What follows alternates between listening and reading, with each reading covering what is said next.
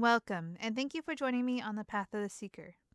Let's dig into the symbols around the new moon in Sagittarius. All the symbols point to this being a really sacred moment. Let's start off with the astrology. The new moon is at 23 degrees in Sagittarius. 23 breaks down to 5 in numerology, which is a number for change. Mercury is right there in Sagittarius as well, adding a dose of analytical thought to the energy. Sagittarius is the sign of the seeker. The arrow of the archer in the heavens literally points to the galactic center. The galactic center is the center of the Milky Way, and it's the densest cluster of stars that illuminates the night sky.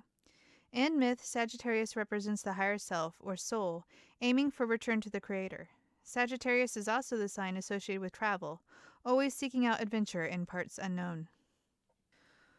We're also in the middle of an eclipse sandwich. This time we are experiencing a solar eclipse in Sagittarius. Rick Levine says that there is a transfer of power with solar eclipses.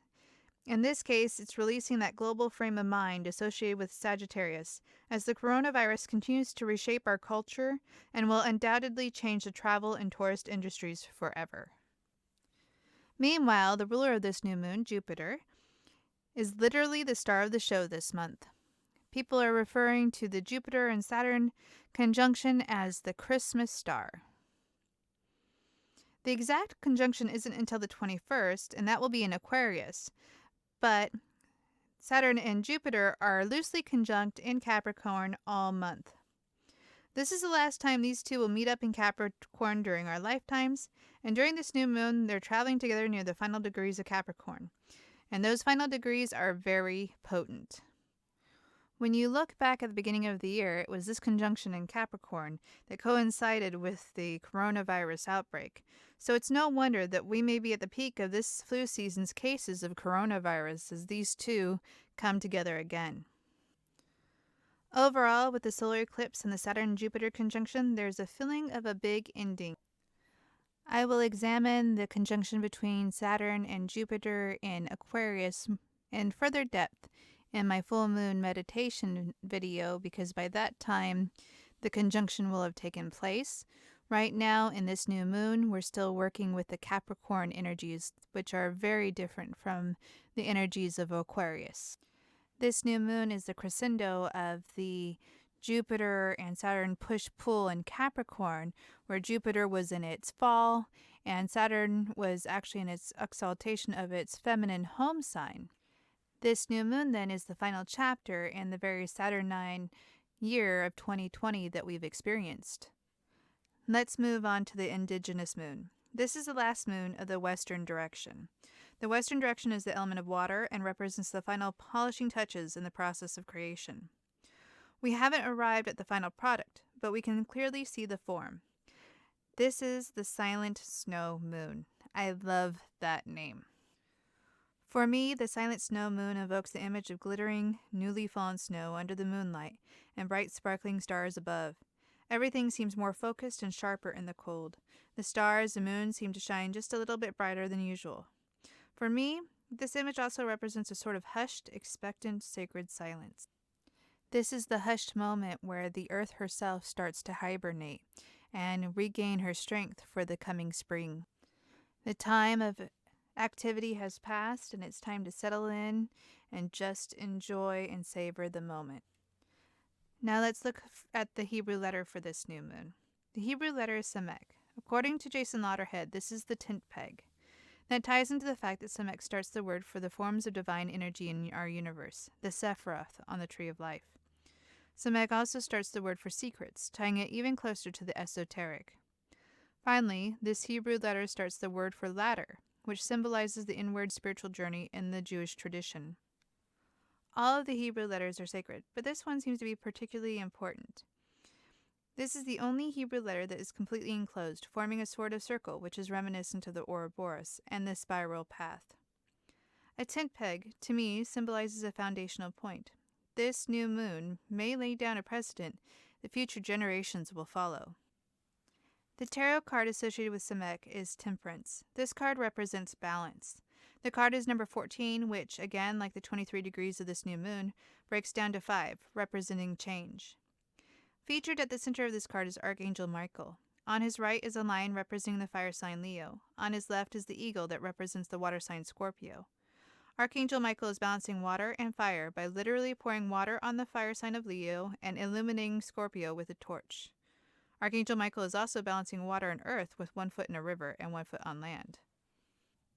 All 4 elements are represented in the card as Archangel Michael and the rainbow represent air, the lion fire, the eagle water, and the angel's left foot is standing on the shore of the river representing earth. The fire sign of Leo also represents the active consciousness of the divine masculine, and the water sign of Scorpio represents the divine feminine. These two, as the path always points out, must be in balance. We need the right mixture of the 4 elements and the divine masculine and feminine in order to progress on the path of the seeker. In the context of this new moon, it suggests that this is the moment before transformation. For example, when we mix flour, butter, brown sugar, and chocolate chips, we transform them into a chocolate chip cookie. This is the moment of mixing, however, not the moment of completion, so the final result hasn't manifested yet. I love the medicine card that I drew for this new moon. The medicine card for this new moon is Buffalo, the card of prayer and abundance.